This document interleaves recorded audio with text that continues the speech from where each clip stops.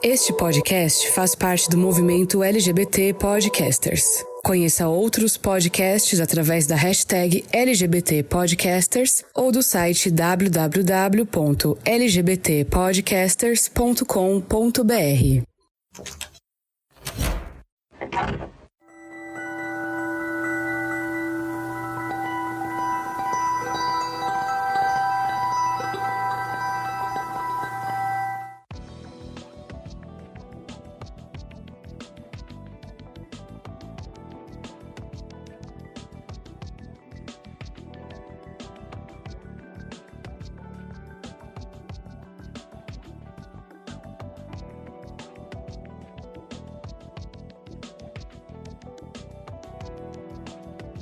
Queerbaiting é um termo que se refere a uma prática em que produções midiáticas, como filmes, séries ou livros, sugerem uma relação amorosa ou sexual entre personagens do mesmo gênero, mas nunca chegam a efetivamente representá-la na história. Essa prática, muitas vezes utilizada como estratégia de marketing, pode ter um impacto negativo na comunidade LGBTQIA+, reforçando estereótipos e desrespeitando a diversidade das pessoas. Há inúmeros exemplos de queerbaiting que podem ser encontrados em diversos programas de televisão, músicas ou livros. Embora a sugestão desse tipo de romance possa ser vista como um sinal de inclusão e representatividade, o fato de nunca ser realizado na história pode ser frustrante para o público LGBTQIA+, e reforça os estereótipos prejudiciais, como a ideia de que relações homossexuais são tabu e devem ser mantidas em segredo. É importante discutir e entender a prática de queerbaiting e seus impactos na comunidade LGBTQIA+. Além de reforçar estereótipos prejudiciais, essa prática pode tornar a representação de personagens LGBTQIA+, na mídia superficial e inautêntica. A falta de representação e a representação negativa na mídia pode ter efeitos negativos na autoestima e na saúde mental de pessoas da comunidade, além de limitar as oportunidades de emprego e de negócios dentro da indústria. Por isso, é crucial continuar a conversa sobre queerbaiting e suas implicações na mídia e na vida real. É importante se educar sobre as práticas e como ela pode afetar a comunidade LGBTQIA+. Nesse episódio, vamos aprofundar a discussão sobre queerbaiting e falar sobre o que podemos fazer para combater essa prática prejudicial e promover uma representação autêntica e inclusiva na mídia. Eu sou Fernando Arazão e esse é o Fora do Meio, podcast que faz parte da rede LGBT Podcasters, que você encontra no @Fora do Meio Podcast no Instagram ou Fora do Meio Pod no Twitter.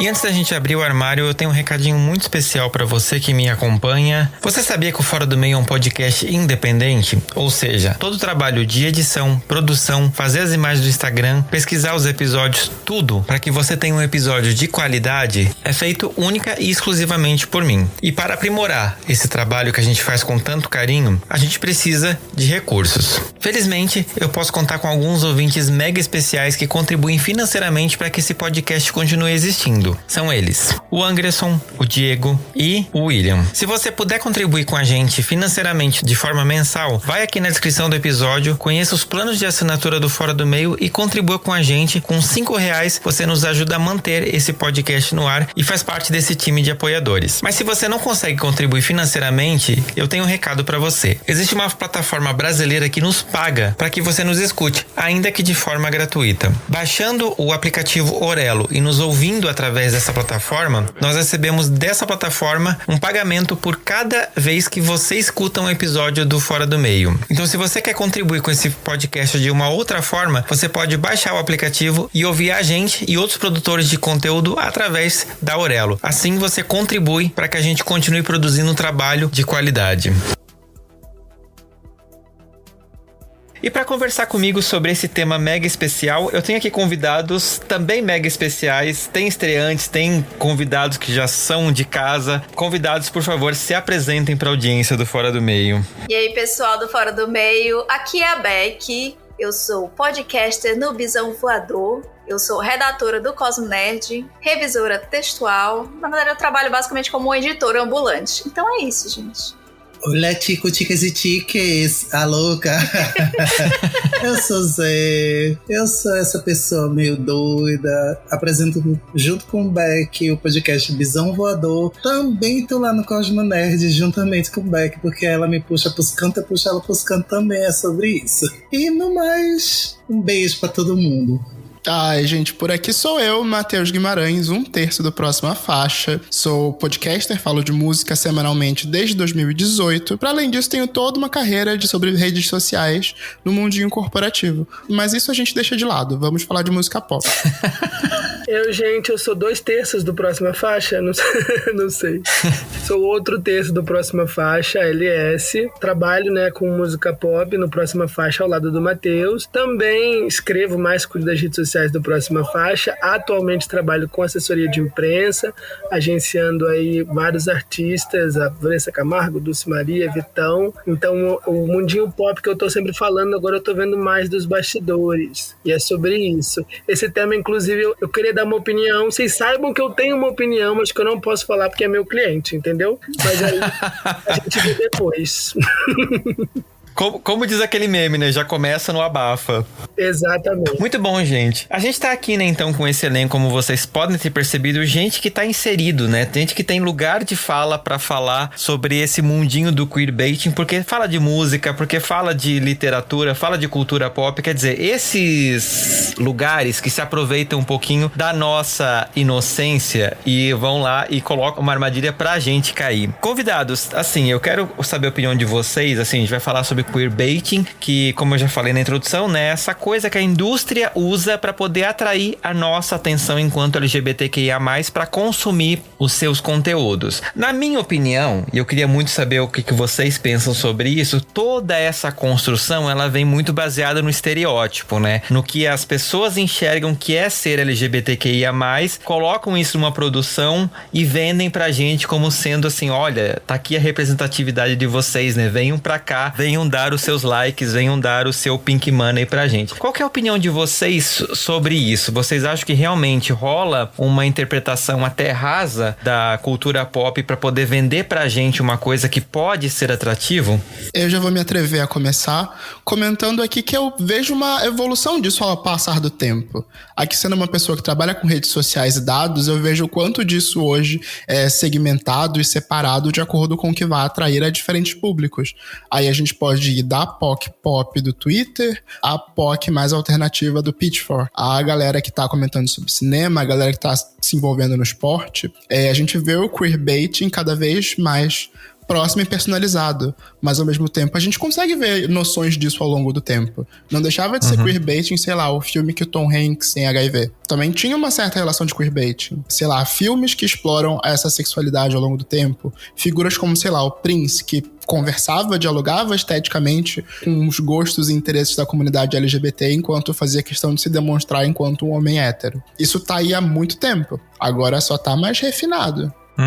A gente tem um nome, né, pra apresentar.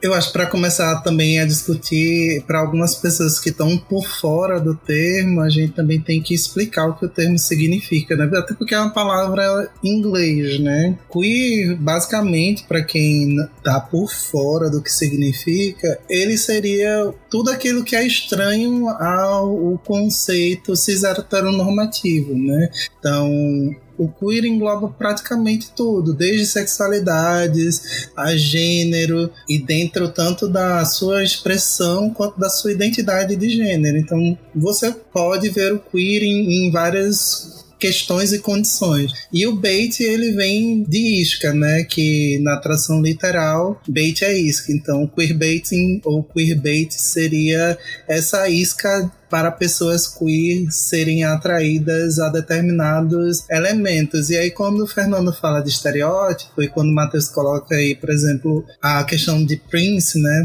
Que para algumas pessoas talvez seja até mais complicado de associar, mas a gente vai jogar aqui um mais atual. Harry Styles, todo mundo sabe. Pronto, aí você vai ver como é que ele age para que pessoas da comunidade se sintam mais atraídas a ele, mesmo que ele realmente não faça parte da sua expressão quanto da sua identidade de gênero. Eu tenho uma opinião um pouco polêmica sobre essa questão do queerbaiting, porque eu sou aquela pessoa que milita tanto sobre todas as coisas que as pessoas voltam. Eu acho que o pior, que quem tá do outro lado sabe que isso atinge a gente de alguma forma, entendeu? Vai uma ministra falar que menino usa azul e menina usa rosa, e a gente acha isso um absurdo. Então, por que a gente chama de queerbaiting, trata como se fosse queerbaiting, uma pessoa que, independente do gênero dela, tá buscando se expressar da maneira que ela se sente confortável, sabe? É porque a gente dá essa audiência, o problema é porque as pessoas estão querendo vender isso pra atrair esse público. Qual é a real problemática? Porque eu não vejo problema nenhum no Fiuk usar um vestido no BBB, por exemplo. Eu não vou zoar ele porque ele tá usando um vestido. Eu vou falar que o vestido é feio, no máximo. Porque era feio. E aí eu não entendo isso como queerbaiting, sabe? O Harry Styles posar com um vestido na capa da Vogue. Por que isso é um problema, sabe?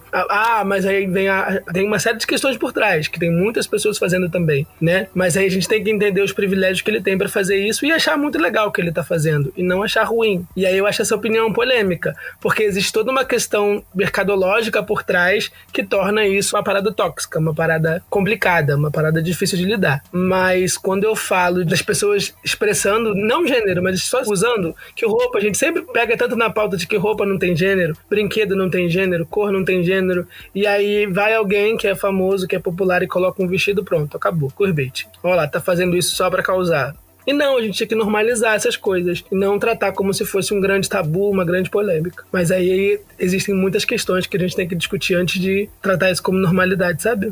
Não sei.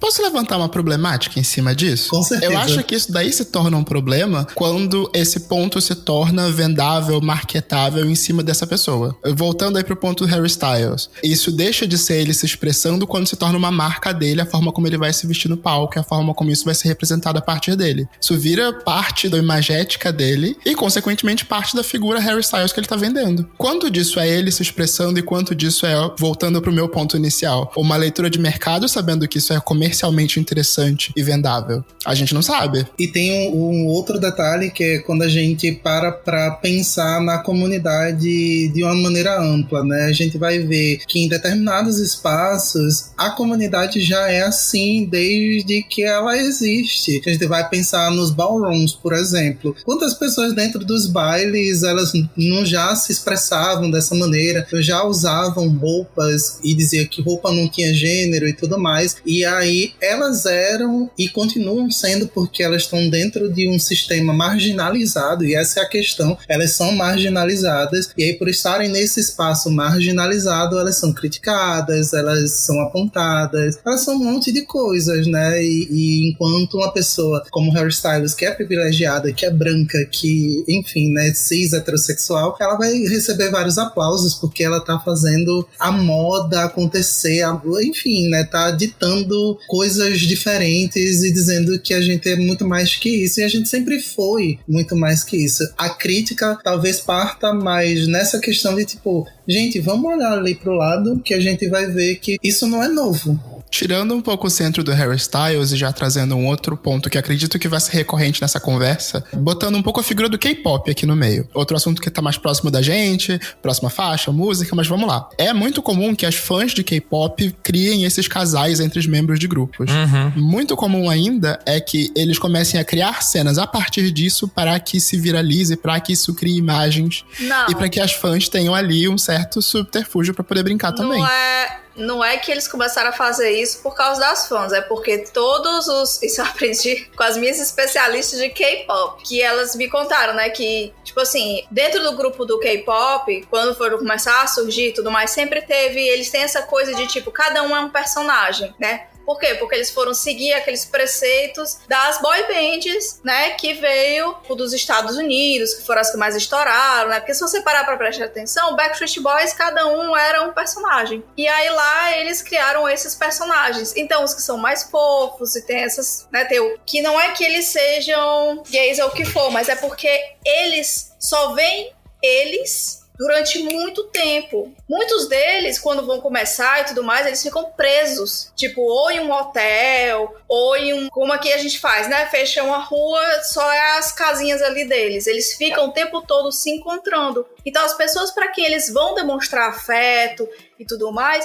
é pros colegas deles. porque são as únicas pessoas que eles têm ali pra tudo isso. Então você pega muito, eles gravando com os amigos deles hoje em dia, né? Stories, aí um dá um beijo na bochecha do outro, aí fica um brincando em cima do outro. E aí o queerbait vem de quem? Das fãs. Que elas vão começar a shippar os casais, que eu já não acho que seja queerbait. Ou seja, elas começam a shippar os casais. Aí já é a famosa fanfic. Vou criar. Exatamente. É mais, no caso do K-pop, eu acho que é mais fanfic do que queerbait. Só que aí no K-pop ainda tem algumas empresas, alguma galera que também financia certas bandas, né? Os empresários das bandas, que eles aproveitam que tem isso. Tipo, o Luna tem algumas coisas que faz você imaginar que... Não, o Luna, ele é todo feito pra sapatagem. Exatamente, mas é justamente porque eles já pegaram nesse ponto de que o pessoal já fazia, né, essas fanfics e depois investiram nisso.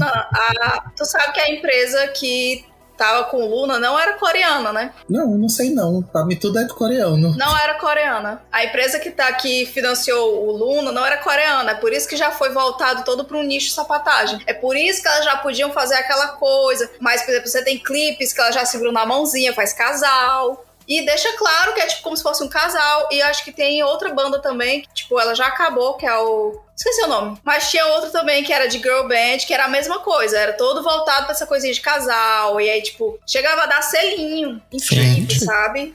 E aí esse daí era o queerbait sancionado no K-pop, de verdade mesmo. Esses já são... Tem alguns, mas aí eles são normalmente financiados por empresas que não são coreanas. Engraçado, né? Sim. É o ponto que eu ia trazer. Quando a gente toca no mercadológico, vira queerbaiting. Sim. E o mercado, querendo ou não, tem muito disso, né? Eu lembro que...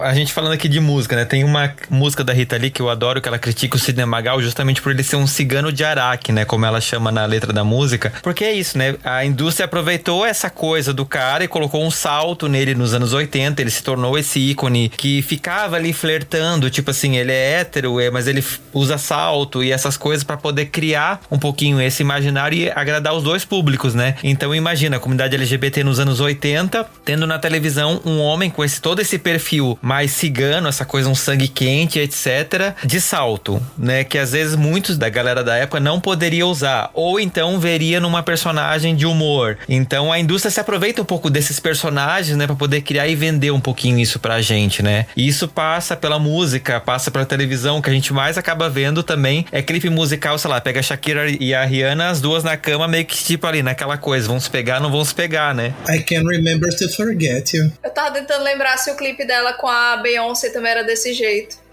Mas eu acho que não. Eu acho que tem um pouco... Fica meio subentendido também, né? No Beautiful Liar, tem ela e a Shakira e a Beyoncé lá meio que dançando. Elas não estão próximas, elas têm uma sensualidade ali no coisa. Eu acho que eles acabam aproveitando um pouco disso, porque sabem que isso dá, né? Viado adora ver duas mulheres, ali naquele coisa, né? Então, querendo ou não, acaba se aproveitando disso, né? Vou colocar esse roteiro pra poder vender um pouco disso. Talvez nem um queerbaiting nesses casos, mas também, ou talvez mais do que um queerbaiting, uma sexualização das mulheres, talvez tentar apelar mais para um público mais masculino. Sim. Ainda mais no pop dos anos 2000 tinha isso muito claramente. Botar a menina com o mão e o braço pra cima. E é Britney Spears, e é todas essas meninas early 2000. Mas eu não diria que Can't Remember to Forget You, ele esbarra no queerbait, ele esbarra na fetichização do sexo lésbico, né? Porque aquilo não tá sendo vendido pra sapatão. Elas vão achar o máximo, óbvio, mas aquilo ali é muito mais pra homem ver.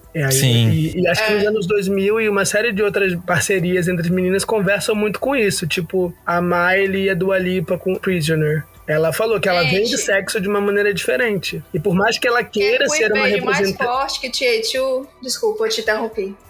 Por mais que ela queira ser uma representante da comunidade LGBT, já se assumiu, é bissexual, já namorou publicamente com mulheres, a gravadora faz aquilo ali por outros motivos, né? E aí que entra as problemáticas por trás, né? O artista pode estar fazendo com a melhor intenção, mas quem tá por trás quer vender, quer o dinheiro. É o capitalismo, né, gente? Querendo se aproveitar até disso. E vocês, assim, né? Vocês que estão inseridos dentro dessa parte da cultura, etc, né? Qual que é a opinião de vocês, assim, Então, a mídia realmente vai buscar isso de alguma forma, porque ela sabe que vende, né? Ela vai atrair um pouco esse olhar, seja da sexualização, seja de a gente, tipo, né? Achar o máximo, a Britney e a Madonna estarem ali se esfregando uma parede, ou esse tipo de coisa. Isso, eu assistia muito Supernatural, eu sou muito fã dessa série, eu não terminei de ver, então eu continuo fã. Mas eu lembro, assim, de, por exemplo, o personagem do Dean e do Castiel, o Dean todo aquele machão, né? Toda aquela coisa, e o Castiel lá todo fofinho, todo angelical, e ter essa coisa, essa tensão sexual entre os dois, tipo assim, que era claramente a galera explorando isso, né? E a gente, como fã, tipo, sendo alimentado, né? Daí entra nas histórias da fanfic, né? Que o Zé levantou, porque, tipo assim, rola esse, tipo assim, eu só vou dar o começo, né? Os fãs vão fazer todo o resto. Vocês enxergam que realmente a mídia se aproveita disso de alguma forma? Tipo assim, elas entregam pro fã pra poder dizer, olha, foram vocês que fizeram, a gente, né, tá aqui só dançando aqui só. Eu acho que nesse caso, por exemplo, especificamente Sobrenatural, eles não tinham queerbaiting. Tinha. Tinha Didi e Castiel, tinha. E era pesado. Não, mas eu tô falando no começo. Ah, não, no começo não. Mas até porque Castiel demorou muito pra entrar, né?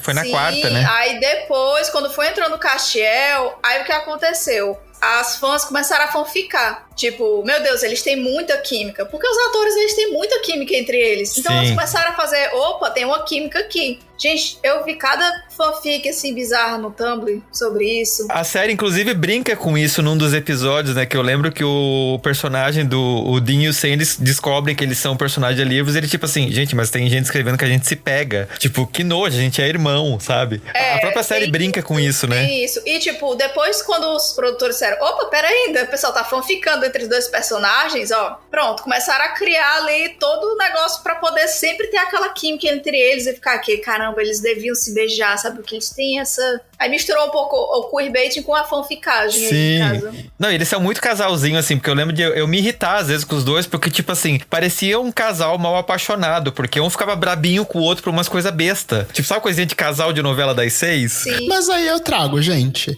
As mídias estão buscando isso, principalmente por conta desse interesse do público, uma possibilidade de se envolver com o público LGBT de forma geral, o interesse no Pink Money, que a gente já sabe, já é cansado de ser explorado, porque a gente sabe que é uma potência financeira aí há 1000 anos, que na verdade é explorada desde os anos 90, né? Já tá acontecendo há tempos. Mas eu convido vocês a pensar pela parte boa disso daí tudo. A gente tá aqui levantando problemas a partir disso, mas bem ou mal, esses casais como o Dean e o Castiel, falei certo, eu não assisti essa série, só pra assistir en passant, desculpa. Sobre esses casais, esse tipo de exploração em séries, em produtos de massa, bem ou mal acabam normalizando relações LGBTs. Eu não assisti a série, mas a minha irmã e as amigas dela de 20 e poucos, 30 e poucos anos assistiam, e eram várias pessoas heterossexuais que estavam shippando ou torcendo para um casal LGBT. Foi feito com o intuito de lucrar em cima disso, visando todos esses públicos que não são interessantes, mas bem ou mal, esse acaba sendo um lado positivo do capitalismo. A partir do momento que eles veem uma possibilidade de se extrair dinheiro, eles vão mergulhar e aprofundar nisso. É porque, assim, não é que vão ter garotas héteros torcendo pelo casal. Na verdade, elas vão começar a fetichizar os dois. Eu já vi isso muito acontecer, sabe? Porque, tipo, são dois homens gostosos. Imagina dois homens gostosos se pegando,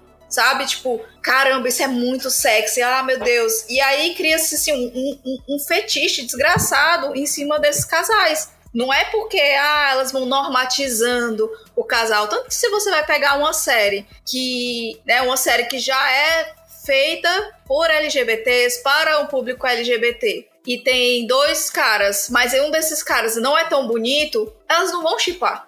Por mais que eles tenham a química, elas já vão ficar, não, quero que ele fique com esse outro cara aqui, que esse outro cara aqui, ó, pode ser o babaca que for. Ela vai ficar, não, tem que ficar com o outro aqui, porque o outro aqui é gostoso. Elas vão ficar ela com outro cara que é super babaca. E eu vou só acrescentar um ponto em relação a isso. Vou pegar o Japão, porque a gata aqui gosta de falar da cultura japonesa no geral, que o público que consome mangá e animações que são, entre aspas, direcionadas para pessoas das comunidades LGBTQIA+, normalmente são mulheres cis heterossexuais. Então, tipo, você tá vendo um mangá yaoi, que é dois rapazes lá se curtindo e tal, são as meninas que estão lendo. Se sair uma animação boy love, são as meninas que estão assistindo e estão divulgando. É muito pouco homem, gay, bissexual que assiste, que consome essas coisas, porque basicamente foi criado para elas, porque é elas que têm esse fetiche, essa vontade de ver isso, assim como os caras cis héteros também têm muita vontade de ver duas mulheres se pegando, né? E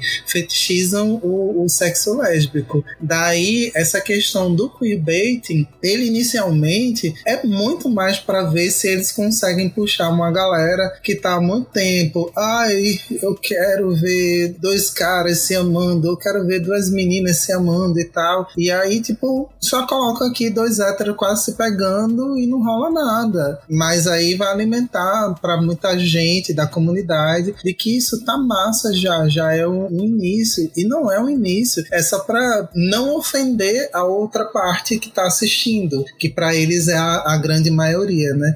Tanto que quando a gente coloca várias coisas acontecendo como queerbait, que normalmente tem se construído em algumas novelas, né? Botam lá dois personagens que começam com muito queerbaiting, aí uma parte tá achando legal, eles decidem, não, vamos botar eles se beijando. Aí quando rola o beijo, tem muita gente que aplaude o beijo e tem muita gente que começa a meter pau porque não pode. Dois viados na TV, o que é isso? Que coisa horrível, né? E isso a gente ainda vai vivenciar muito, porque até quando tá rolando só o queerbaiting, tá tudo legal para o resto da população. Pra gente, a gente fica, tá, e aí, dona Globo? E aí, dona Netflix? Cadê a galera se agarrando, né? Sim, e você fica esperando, né? E você começa a consumir mais, porque, tipo assim, não, o Sen e o Dean vão se pegar em alguma temporada, eles têm que se pegar. E vai tendo temporada e fica só naquela sugestão e etc, né? Só spoiler, o Sen e o Dean não, né? O Castiel e o Dean, o Castiel se declara pra ele no final, né? Eu não vi ainda essa cena, mas eu sei que acontece isso. Mas me parece um pouco isso, eles né? Ficam tipo juntos? assim. Me dá o spoiler completo, Fernando, pelo amor de Deus. Eu não sei o final, eu não assisti. Eu só vi que a galera do Twitter na época falou que, tipo, o Castiel se declarou pro Dean. Castiel se declarou pro Dean e o Misha Collins, na época, também fez outro queerbaiting que foi dizer que ele era bissexual. Sim. Só que aí depois ele fez, não, gente, tava brincando, era o Castiel que é bissexual. Que saída do armário também, de propósito, por causa do personagem, pode ser queerbaiting às vezes, porque o pessoal tá tão assim, dentro do personagem, opa! Aí depois fala, não, gente, tava brincando, kkk. Sim. Isso é um problema. Sim. Mas aí, só retomando pro ponto que o Zé tinha comentado, aí de novo volto eu, pessoa dos dados. Ao mesmo tempo que eu vejo, sim, essas problemáticas que vocês levantaram, aqui olhando pro lado das marcas, pro meu trabalho CLT, que eu não gosto muito de falar, muitas vezes esses momentos são aí vistos como testes de público. As pessoas estão enxergando e vendo o quanto isso daí é aceitável. Um exemplo, você trouxe o exemplo da Globo.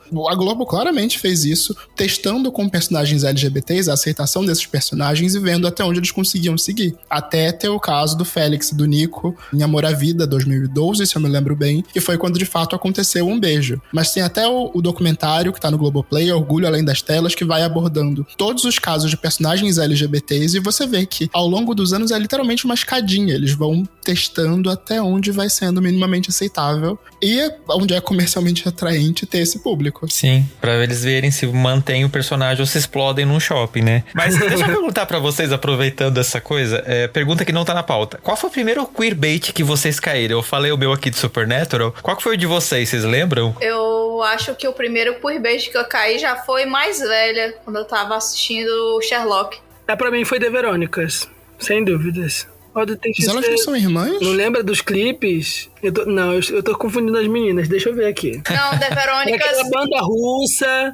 Não, esse é o Jeju. Eu não sei. O Tatu. All the things she said, right into my É head. isso aí mesmo, foi o primeiro queerbaiting. E eu só fui descobrir qual era queerbaiting depois, porque eu achava que elas estavam apaixonadas, né? Não, mas isso daí era confirmado que elas eram um casal e tudo mais. Tipo, elas tinham fotos juntas off-stage, entendeu? Tinha tudo um bagulho assim. Aí depois é que descobriram que era tudo uma farsa, que era só pra vender Pink Money. Então, sim, foi um queerbaiting que todo mundo caiu. Sim, foi o primeiro. Eu acho que foi o primeiro queerbaiting que eu caí assim pesado, porque, né, as mona tava ali no babado se esfregando, uma se declarando pra outra, cantando junto, que não sei o quê. Até beijo no palco tinha, e depois elas brigaram e falavam que tinham nojo de tudo que fizeram. E aí eu não sei se elas terminaram, ou se depois que a Rússia proibiu, elas pararam, não sei. Realmente não sei. Gente, meu primeiro queerbaiting foi Xena e Gabriel.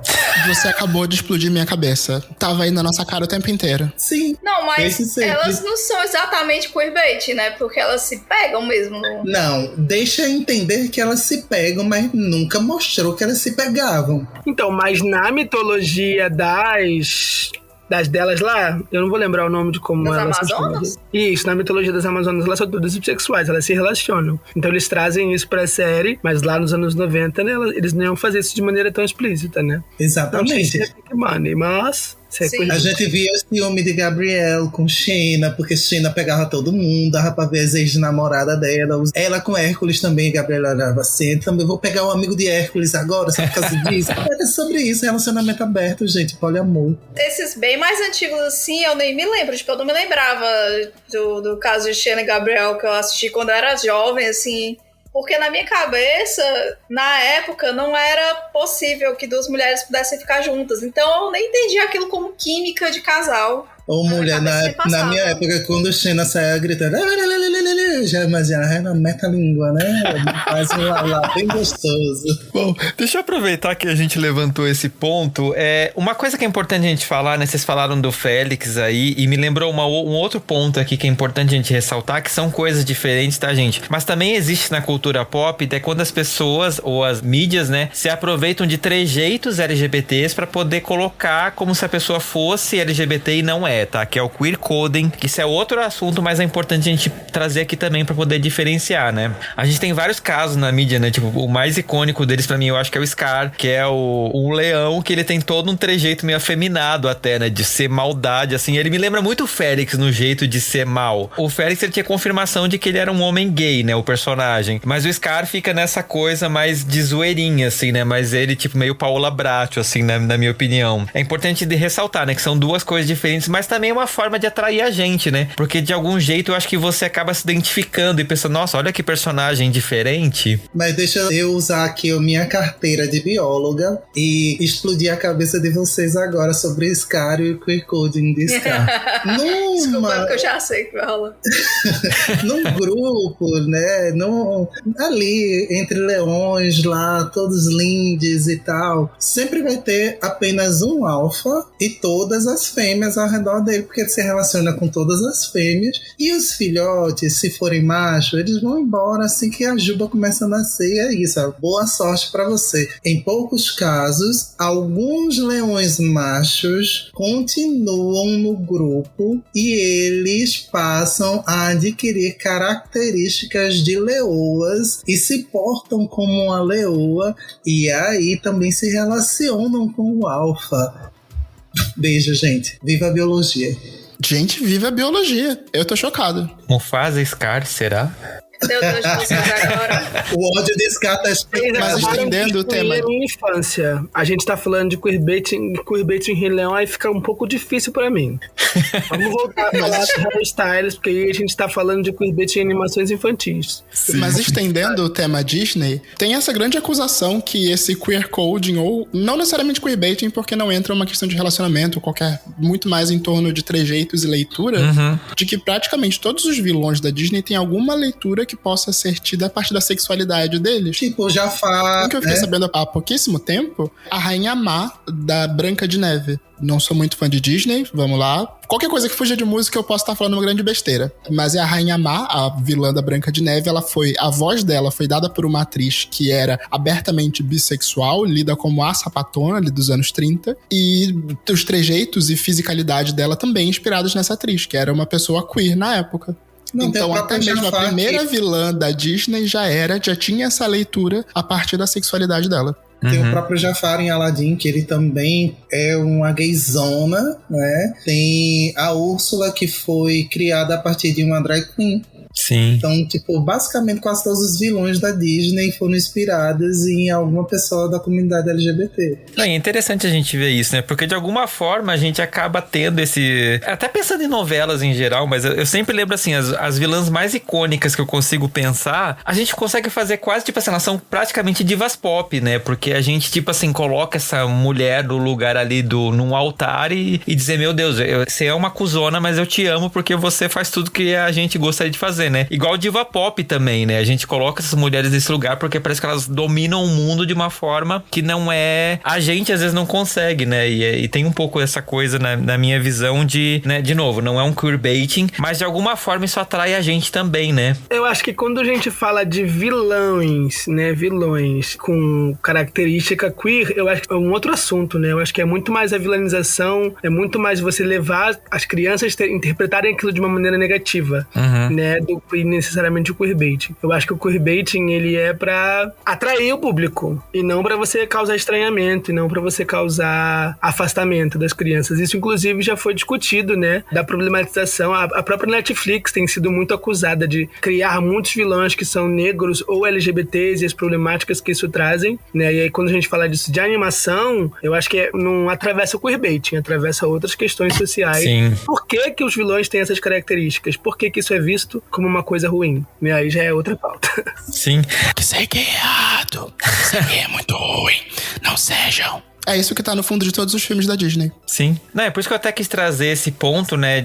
Exatamente. Não tem a ver, são duas coisas diferentes, mas é importante a gente ter, porque eles meio que... Se você procurar um termo na internet, você acaba caindo no outro, porque são duas práticas mesmo da indústria, né? É importante a gente saber essa diferença, porque, querendo ou não, eu vejo assim que a indústria se aproveita um pouco. Eles aceitam a nossa existência e colocam a gente no papel de vilão, de não seja, ou ele vai tipo assim, é um público que consigo atrair de alguma outra forma, ele parte por queerbait, né? E sem contar também, né, gente, que a mesma indústria que coloca os vilões com esses trejeitos é a mesma indústria que tenta atrair a gente das produções através do queerbait, né? Ou seja... Pra mim, relacionar essas duas práticas, e são duas coisas negativas, porque, por exemplo, o queerbaiting, quando eu não explicito uma relação que seja homoafetiva, de alguma forma eu estou dizendo, olha, isso aqui não é legal, por isso que eles não concluem, porque há uma barreira que não pode ser passada, né? Na opinião de vocês, assim, qual que é o ambiente mais propício pro queerbaiting acontecer? Talvez o tipo de mídia, não? Tipo, se é na música. Eu acho que é muito difícil você ver um ambiente que seja mais propício. Porque tá em praticamente todas as artes. A gente consegue criar essas associações em praticamente qualquer tipo de interpretação artística. Sei lá, de pintura, texto, literatura, música, qualquer lugar. Por exemplo, literatura vem desde nossos primeiros escritos que a gente consegue, né? Que já tem as letras e tudo mais.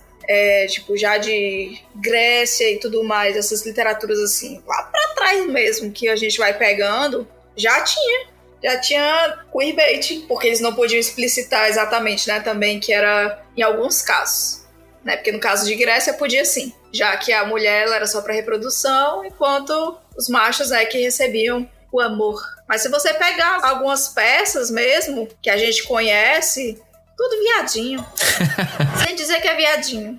Atualmente a gente vive uma fase da música onde o queerbaiting é muito vivo, né? Tanto entre músicos homens, grupos aqui que a gente já falou. A gente tá vendo, talvez pela primeira vez, isso acontecer de forma mais ampla aqui em território nacional com alguns artistas. Algumas meninas que flertam com uma bissexualidade, apesar de não se dizerem totalmente bissexuais. Artistas que flertam com essa ideia de se expressar de forma fluida, mas também não se dizem totalmente dessa forma. Eu acho até interessante ver isso acontecendo aqui no Brasil. Eu não sei se não consigo dizer se isso é um avanço ou se isso é um grande problema, como a gente tinha levantado antes. Quando falando de música, eu acho um pouco problemático a gente dizer o que é ou não é queerbaiting, né? O que tipo de roupa que a pessoa pode usar, tipo de letra que a pessoa pode cantar, que tipo de comportamento a pessoa pode ter, que vai ser tratado normal ou não, né? Falando de música, falando de artistas. Agora, falando de produções, eu acho que o queerbaiting ele é muito presente em filmes de comédia. comédia. Que ao mesmo tempo que ele faz a piada com a travesti ou com o fato de ser gay, ele tá ali dando quase um beijo, passando uma mão, fazendo uma coisa pra gente achar engraçado, entendeu? Mas sabendo que isso vai atrair view, vai atrair clique, vai atrair... Tem muito... Aquele filme do Adam Sandler, que ele se casa com o melhor amigo pra ter a casa. Aquilo é um filme queerbaiting inteirinho, entendeu? Então eu acho que é muito na comédia. O queerbaiting pra mim é quando você vai atrair. Hoje em dia é mais difícil. Eu acho que quem tá se preocupando em fazer pra trazer representatividade. Mas nos anos 2000, nos anos 90, eles faziam muito pra atrair. A gente não tinha um filme onde tinha um casal LGBT que expressasse relacionamento. Então a gente coloca ali 2 amigos, inventam um motivo pra eles terem que se casar, pra eles darem um beijo. Os gays vão tudo ver e vão achar muito legal. E a gente vai dar risada, porque, né, é tudo de mentira, entendeu? As branquelas também, que os caras se vestem de mulher, queerbaiting o filme inteiro. Eles se vestem de mulher, são drag queens ali. Aí tem o outro cara, o negão gostoso, que se apaixona por um deles, mas no meio do filme, no final do filme, ele vai pra cama com outro homem porque tá bêbado, sabe? É queerbaiting o filme inteiro. Talvez aí o meu primeiro queerbaiting tenha sido a cena do American Pie que o Stifler e o amigo se beijam. É sempre nos filmes de comédia, entendeu? Eu acho que ali é queerbaiting, porque é pra atrair o clique, mas pra não se comprometer. Eu acho que quando um artista ele se compromete com a causa, igual uma série de outros, que a gente aponta a problematização, mas eles estão se comprometendo, estão pegando a bandeira LGBT e estão apoiando o público, eu não vejo problema. O problema é quando o artista, você manda uma pauta LGBT pra ele sai correndo da sigla, entendeu? Ele quer ali ficar no meio do muro, sem se comprometer. Aí é problemático. Sim. Mas ainda assim, não sou eu quem vou dizer pra ele o que ele pode vestir ou o que ele deve cantar. Apesar de achar muito problemático. Você me lembrou Pânico também, LS, porque eu tô pensando agora no primeiro filme, na relação dos 2 meninos lá, um namorado da Sidney e outro namorado da Tatum, e eles estão juntos o tempo todo, e se abraçando o tempo todo, e se pegando o tempo todo. Tipo, dá pra gente considerar quase como um queerbaiting também, né? Porque na revelação, gente, não é spoiler, foi de 96, né? Mas na revelação que eles são assassinos, assim, a relação deles fica quase, parece que eles vão se agarrar uma hora, né? Tanto que a sátira, o Todo Mundo em Pânico, brincou com isso, né? Na sátira. E de novo, os assassinos são possivelmente ou lidos como... Sim. Eu nem sei dizer se essa coisa da comédia ou coisa assim... Acho que esses filmes em que os caras acabam se casando, entendeu? Pra algum fim de alguma coisa, né? Pra poder ter essa coisa, seria queerbaiting. Mas acho que, no geral... Eu não consideraria como sendo queerbaiting, porque normalmente é só pra fazer graça, batendo de frente com a masculinidade frágil. Por quê? Porque aquilo é uma coisa que o homem não faria. Mas aí, tipo, se você está naquela situação, entendeu? Será que você optaria por fazer isso com outro homem? Eu também acho pra você escapar de uma situação. Tipo uma babá quase perfeita também, né? Eu também acho que não é só isso, porque quando a gente já entra no sistema de piada e normalmente é alguém que, enfim, né? Só tá sendo escroto mesmo, porque a maioria desses filmes antigos que fazem piada com qualquer coisa da comunidade é só pra ser escroto mesmo, né? E aí, por conta da escrotice, pra mim não chega próximo ao queerbaiting, né? Porque não tem um envolvimento mesmo entre 2 personagens, de fato, quase fazendo alguma coisa, mas aquele negócio você pegou uma travesti, e nem travesti que é utilizado, e nem utilizando o gênero feminino, né? Enfim, né? A gente sabe como é reproduzido nesses lugares. Então, normalmente é mais pra ser escroto mesmo. Mas, verdade, eu lembrei agora de realmente uma babá quase perfeita é isso, né? É um pai que é afastado dos filhos e pra poder ficar perto dos filhos ele se veste de uma senhora, né? E cria todo esse rolê, quer dizer, pega esse personagem quase se transforma numa drag queen, né? E eu acho que o queerbaiting, a crítica ao queerbaiting, ela parte assim, na verdade, se a gente parar pra pensar, muita coisa de vários movimentos, ele tem relação com o movimento negro, que aí o movimento negro tá lá discutindo tal coisa, aí a pessoa faz, ei, isso aí faz sentido aplicando a tal coisa. Por exemplo, o rolê da babá quase perfeita, filmes de comédia em que o cara tá vestido de mulher. Tem vários, não é um único só não. Vovózona, por exemplo, é um filme inteiro de um homem vestido de mulher do início ao fim, fazendo várias trapalhadas, várias coisas. E aí, tipo, por que você não contrata logo uma mulher pra fazer o filme desde o início? Uma coisa assim, mais engraçada, mais enfim. enfim, né? E aí veio o pessoal criticar lá atrás o blackface, aí hoje a gente consegue, a partir do que foi criticado do blackface, falar sobre queer coding, falar sobre queerbaiting e trazer essa discussão com coisas que foram acumuladas de outro movimento, né? E que depois da gente criticar, depois da gente mostrar que, cara, é só você não quer colocar um gay, não quer colocar uma lésbica, não coloca, bota todo mundo aí se lascando sozinho, aí se quiser colocar em algum momento, vai lá e coloque. E aí hoje em dia tem um monte de produção com personagem LGBT, que ser LGBT é só um dos muitos pontos daquele personagem. Uhum. Sim. Zé, tu assistiu Quanto Mais Quente Melhor, da Marilyn? Não. Esse é um filme que seria de 2 homens, né, vestidos de mulher, que eu já passaria a considerar como sendo queerbaiting. Porque tem um personagem, né, os 2 personagens estão se passando de mulher para poder fugir de uma gangue de mafiosos, acabam se enfiando lá no meio de um monte de mulher que são musicistas, eles também são musicistas, e aí viaja com o trem delas para bem longe e vai fazer apresentações com elas. E aí a personagem da Marilyn fica amiga delas, né? Que no caso seria eles. Só que aí tem uma hora que elas estão fazendo uma parada em um hotel específico. E aí um desses caras começa a se envolver, tipo, com outro cara, que é um... Tipo, é basicamente um sugar daddy, entendeu? E aí o amigo dele fica, não, você distrai esse cara, não sei o quê, pra ninguém descobrir que a gente é homem, não sei o quê. E ele fica, cara, do que você tá falando? E aí no final do filme, o amigo realmente fica com o velho rico. E a cena é engraçada demais. Porque eles estão lá super assim, juntos. E aí o cara vai, tipo, dizendo, não, mas eu preciso contar pra você a verdade. Eu não sou mulher. Aí ele, tipo... Ninguém é perfeito. Tipo, sabe? É bem assim. Então, eu não consideraria aí sendo, por exemplo, um queerbait, no caso. Porque realmente forma um casal. Só que aí vale voltar pro ponto que... Eu não sei se foi o Zé ou se foi você mesmo que tinha levantado antes, Fernanda. Que era que às vezes a intenção não é a mostrar a união, mas aí era fazer a piada.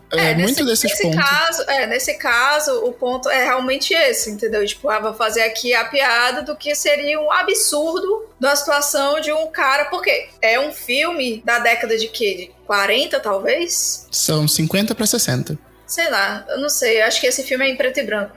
Ou eu posso estar confundindo as coisas. Mas, o que acontece, né? Por que seria justamente a piada aí? Porque seria um absurdo as pessoas imaginarem que um homem iria permanecer apaixonado pela pessoa se descobrisse que na verdade não é uma mulher, é um homem. Que aí já tem um negócio, né, transfóbico no meio, uma coisa assim bem, né, que tem aquele negócio tipo, porque você me engana e tal. Uhum. Então aí já pisaria em um outro campo. Sim, a gente já estaria fazendo a JK aqui nessa conversa, né? Inclusive, falando em JK, é uma, né, que inventou o queerbaiting, praticamente. Sim. Lançando do nada na obra dela, porque você não tem muita representação. Não, mas, gente, vocês têm que entender, Dumbledore é gay. Gente, isso chamou, assim, a comunidade, assim, polvorosa pra ler os livros dela, pra assistir os filmes. Eu lembro que na época eu fiquei, que Dumbledore é gay? Aí começaram a fanficar dizendo que tinha como você saber. Tipo, no 5º filme... Entendeu? Numa cena lá que é, tipo, é bem parecido com a do 5º livro, só que no livro ele é mais disfarçado, mas no 5º filme tem uma frase que Dumbledore fala no minuto tal, que diz, que tá mostrando claramente. Gente, eu assisti essa cena umas 15 vezes procurando. Sim. Mas cadê? Não vi nenhuma frase que dê a entender que ele, por um acaso, era apaixonado por um cara. Aí só canonizou, né? Ela canonizou essa ideia. Aí é o queerbaiting, né? Ela soltou ali a fic, se as pessoas não dessem relevância, ela ia ignorar, mas aí viu que trazia dinheiro naquilo, aí levou, fez uma outra saga pra contar a história do Dumbledore gay. E tá lá, a comunidade LGBT assim, o que a gente faz agora, né? Não, porque, tipo assim, ela criou aquele queerbaiting e muita gente criticou, né? Não, porque tem que usar, assim, a palavra gay dentro da história. Não é você ficar inventando depois da história, não sei o quê. Ela, pois eu vou fazer aqui um bagulho pra provar pra vocês que eles sempre foram um casal.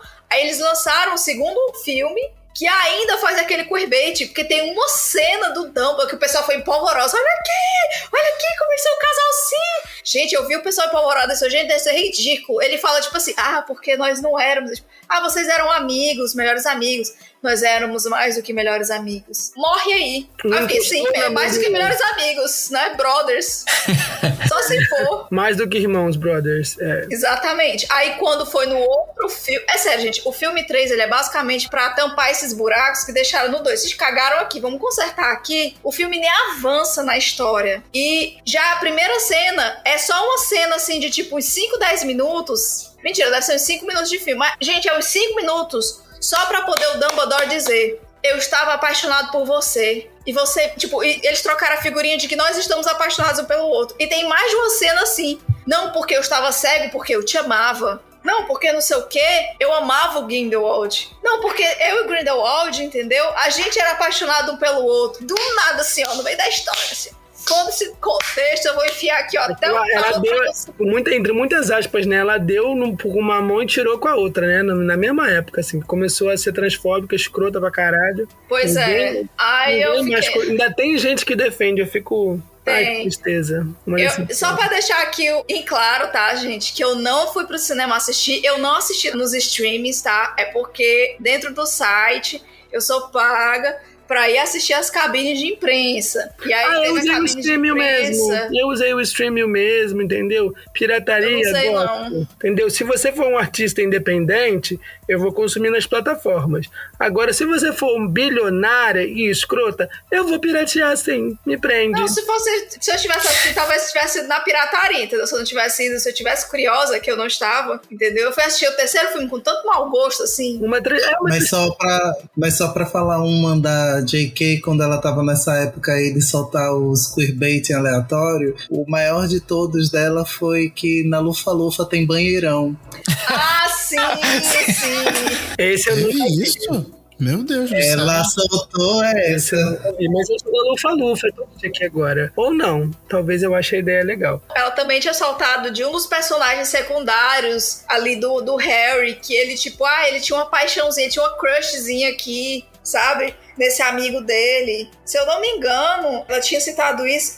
Na minha cabeça, tá como se fosse o Simas e o Dino, que é, tipo... 2 mais que aparecem ali da Grifinória com eles, mas eu não tenho certeza. Não, mas eu lembro de alguma coisa mais ou menos assim. Quer dizer, gente, pra JK é isso. Ser gay pode, ser trans não pode. Não pode. Exatamente. Proibido. Tanto que uma das fic que falaram na época do terceiro filme foi que J.K. Rowling chamou Maria Fernanda Cândido pra participar do terceiro filme de Animais Fantásticos, porque ela viu a atriz sendo transfóbica em A Força do Querer.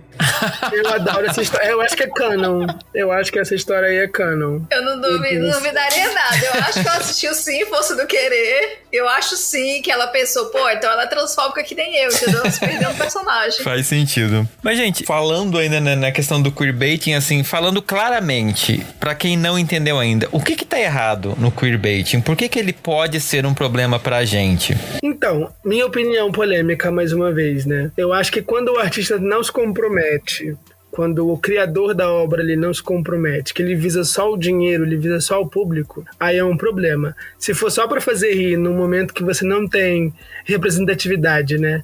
E aí, a pessoa que vai se sentir representada por aquilo de algum momento, de uma vez. O filme do Adam Sandler, por exemplo, é Eu Os Declaro Marido e Larry. E na época do filme, a comunidade LGBT super enalteceu como ele se posicionou. E ele não se posicionou em momento nenhum. Era uma discussão que o casamento LGBT já era legalizado em alguns estados, lá nos Estados Unidos, e eles inventaram uma história em cima disso pra os gays irem assistir o filme no cinema, né? Uhum. Então aí eu acho problemático. Não sei, não acompanho o Adam Sandler tão de perto pra saber se ele apoia alguma causa, se ele já se pronunciou, se ele aceitou algum tipo de homenagem na época. Não sei, né? Mas aí eu acho muito problemático, porque você tá fazendo com a intenção de pegar o dinheiro, que não existe representatividade e não vai ter porque não é bem visto, né? Porque quando faz um filme tipo Tatuagem, quando faz um filme que traz a verdade, né? Que expressa, que trata com carinho, não faz um filme de comédia, trata com carinho, trata com cuidado, trata com respeito àquela história, as pessoas não vão assistir, não tem o mesmo acesso. Uhum. Pelo contrário, é muito criticado. E aí eu acho que essa é a pauta, o queerbaiting. Quando o artista X, ele vai lá e fala que ele... Perguntam pra ele, mas você é bissexual?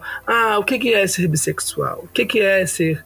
Eu sou uma pessoa fluida, entendeu? O que é ser isso? O que é ser aquilo? Eu acho que quando ele fica ali em cima do muro e não se compromete, mas tudo o que ele faz em volta é pra atrair esse público, que alguns vão achar problemático, outros vão achar muito legal, aí eu fico com o pé atrás. Agora, eu, LS, jamais vou dizer que é porque o fulano usou um vestido, é queerbait. Não, gente, deixa ele usar o vestido dele. O vestido não é o problema, a roupa não tem gênero. Ah, mas o fulano só sai de rosa. Gente, 2022, deixa ele usar rosa, entendeu? Ah, mas ele disse que tá ficando com a fulana. Deixa ele falar que ele tá pegando quem ele quiser. Ele tá se comprometendo, entendeu? Agora, quando ele não se compromete, mas tá ali tentando todo o tempo sem se comprometer, sabe? Aí eu vejo o problema. Sim. Por exemplo, esse filme, Eu Os Declaro Marido e Larry. Parte do dinheiro arrecadado vai ser doado pra fundação tal que luta pela legalização do casamento. Pô, eu vou achar maneiro ser um filme de comédia, eu vou achar maneiro ser um ator hétero, mas que tá se preocupando com a causa, que tá apoiando do jeito que ele pode, entendeu?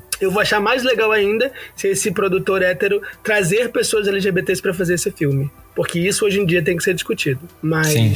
Quando é só pelo dinheiro, é só pelo mercadológico, é muito complicado. Tu falou aí, aliás, desse rolê aí dessa galera que... não vou me posicionar, não vou falar essas coisas, mas vou continuar aqui fazendo e acontecendo. Biscoiteiro no final das contas, né? Tem um boy Sim. que fez as duas temporadas de Verdade Secreta, que eu não tenho paciência nenhuma pra ele. Se eu pudesse... Rony, sei lá, alguma coisa assim. Eu tenho tanto ódio desse homem. O Rainer Cadete? Esse daí, eu tenho tanto ódio desse homem, que se eu visse ele na minha frente, falar tanta coisa pra ele, macho, deixa de ser otário. Tá gastando teu tempo, teus minutos de vida pra enganar as gays, Peraí, vem cá que eu vou lhe dar umas tapas na cara pra ver se tu gosta.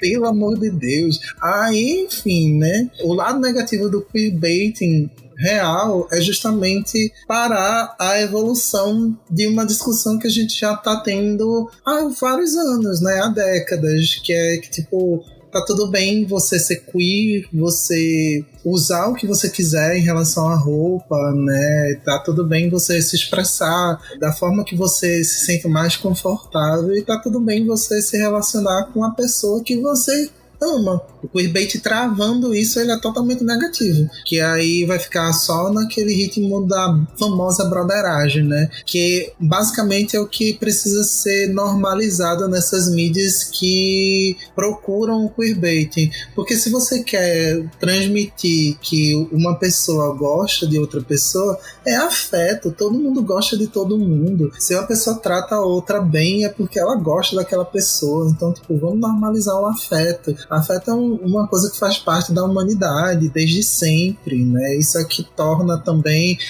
você, todo mundo que tá aqui humano. Então, sem afeto a gente não seria quase nada, só uma ameba viva aí por aí pelo mundo. Então, tipo, a gente precisa normalizar o afeto, independentemente se é um afeto entre dois homens cis heterossexuais, duas mulheres cis heterossexuais, que já é normalizado, né? Mas tem esse tom de também fetichização, mas a gente precisa normalizar para um nível de afeto e precisa normalizar também as nossas vivências como pessoas da comunidade LGBTQIA+.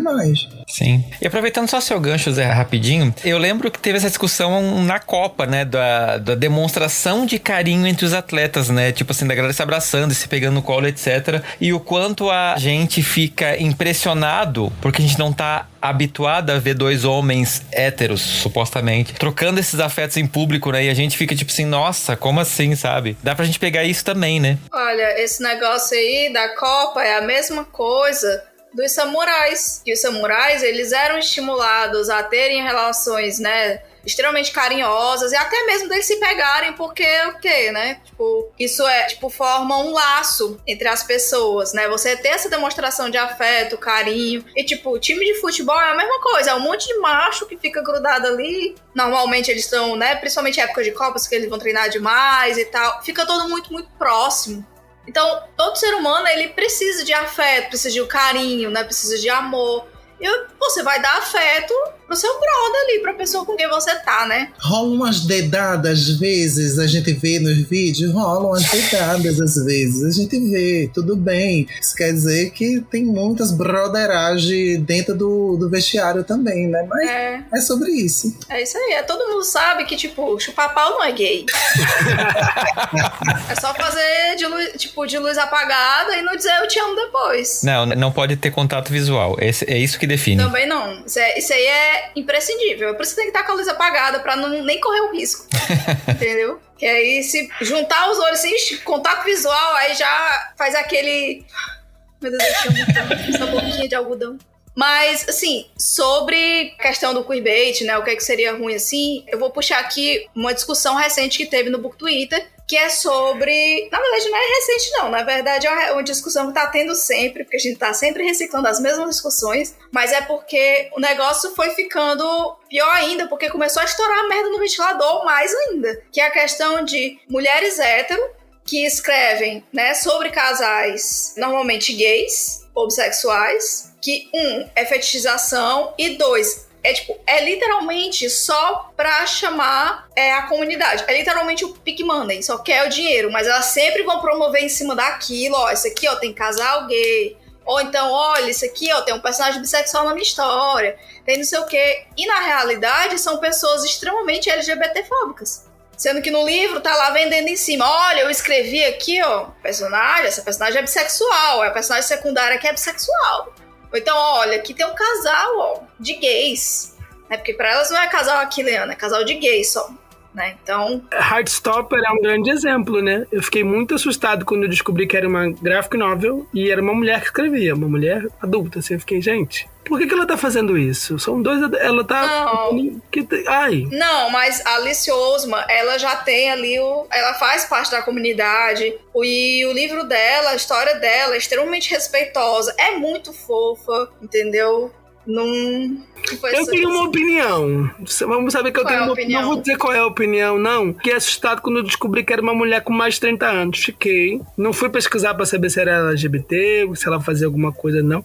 Mas eu achei meio estranho. Aí você estaria limitando, certo? A literatura juvenil. Principalmente dizer que, tipo, olha, se você é adulto, você não pode escrever pra criança. Se você é adulto, você não pode escrever pra adolescente. Se você é adulto, você não pode escrever pra esse tipo de público. E os seus personagens têm que ser todos adultos. Porque se ele for menor de idade, aí não pode. É estranho. É uma graphic novel. É bem gráfico, entendeu? É só isso. Tu leu a graphic novel? Eu peguei o primeiro livro. É bem gráfico. Enfim, o exemplo que você deu foi a primeira pessoa que eu lembrei que me causou estranhamento. Não pesquisei a fundo sobre a Alice Oseman. Mas assim, ela pode ter uma pessoa cheia de boas intenções, eles viram que aquilo trazia dinheiro e vão fazer igual, entendeu? Por isso que eu acho que a representatividade lá é importante. Mas isso daí já existe. Entendeu? E assim, de novo, aí seria limitante a você dizer que essa literatura, tipo, para escrever sobre um casal homoafetivo teria que ficar só nas mãos de autores bissexuais ou gays, sabe? E não é assim que funciona. Eu já li coisa escrita por gay homofóbica, bem problemática. Enquanto já escrevi de gente hétero, que é a coisa mais fofa, sabe? Então, assim, a questão do queerbaiting você só faz aquilo, tipo, você não acredita naquilo, você é contra aquilo, mas você faz aquilo porque você quer ganhar dinheiro em cima daquelas pessoas.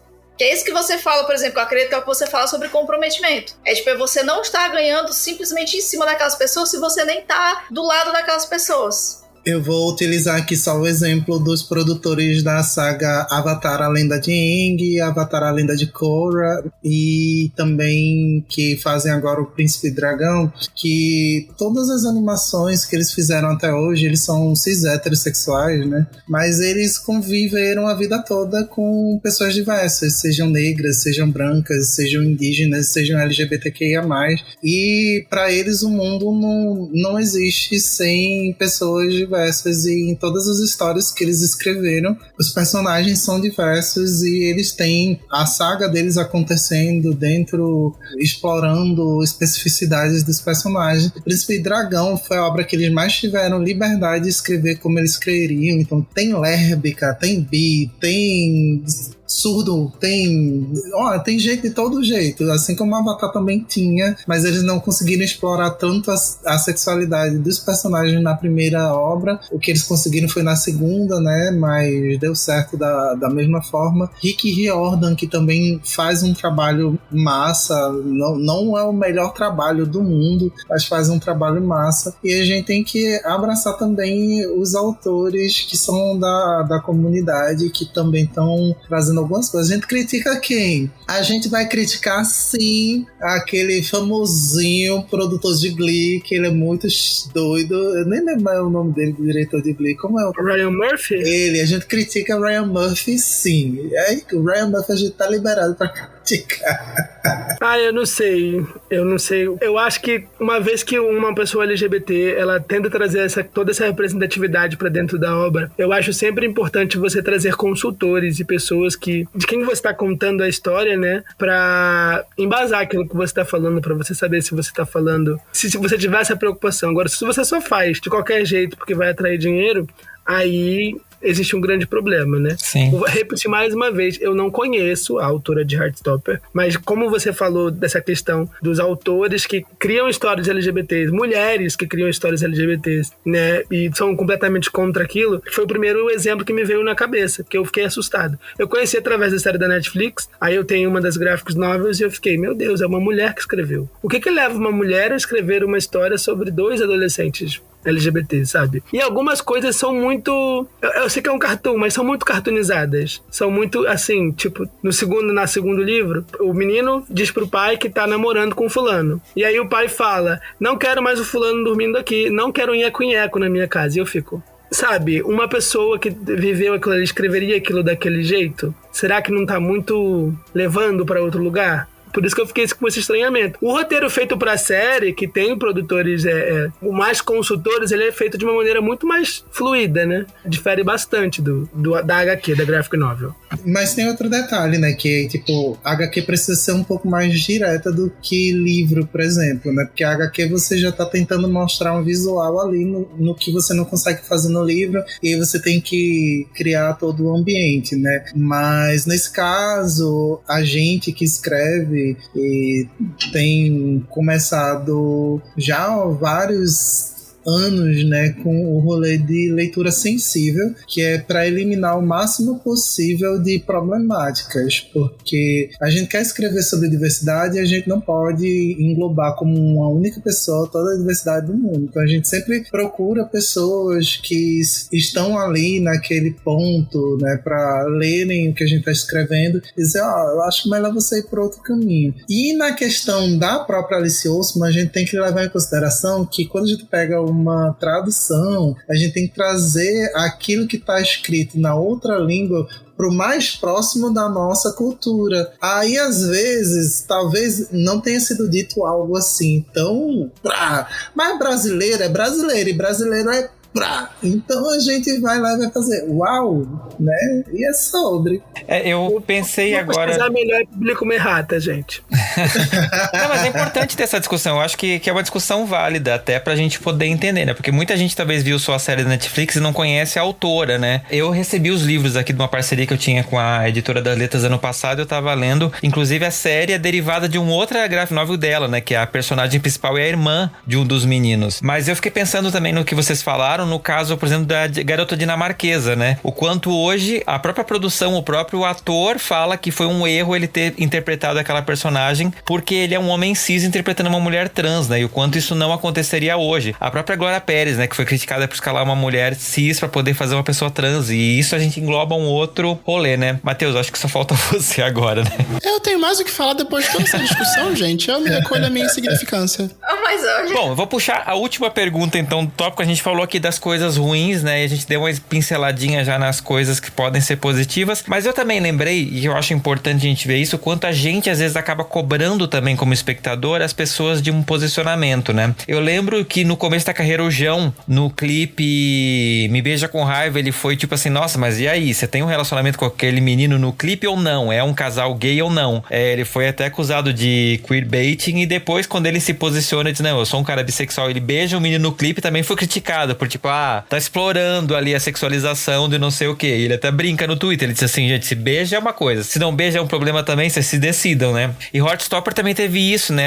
As próprias fãs que tiraram um dos atores que é bissexual do armário, tipo assim, ele se sentiu forçado a assumir a sexualidade dele porque a galera colocou tanta pressão por causa do personagem, né? E às vezes a gente comete esses erros, né? Dá pra gente fazer certo, então, em respeitar esse processo de não ser um queerbait, em parar de, tipo, querer que as pessoas se posicionem de forma errada, tipo, às vezes quando elas não estão prontas, ou às vezes entendendo que, por exemplo, o ator escolheu fazer aquele papel por pura desinformação. Como eu não falei na sessão anterior, vou falar nessa. Fale, por favor. Eu acho o grande ponto de assumir a forma correta de se fazer o queerbaiting no final das contas, acho que talvez não a forma certa, mas a melhor forma de se fazer é comprando barulho. Se eu vou me propor a isso, eu vou me propor a isso. Aí seja o artista que vá se propor a beijar um cara no clipe, que ele vá se propor a fazer isso, falar abertamente sobre isso. Não me identifico. Sim, me identifico. Estou fazendo isso por isso, isso e isso. Ou, de fato, enxergar a importância que o seu ato vai ter dentro do que você está fazendo.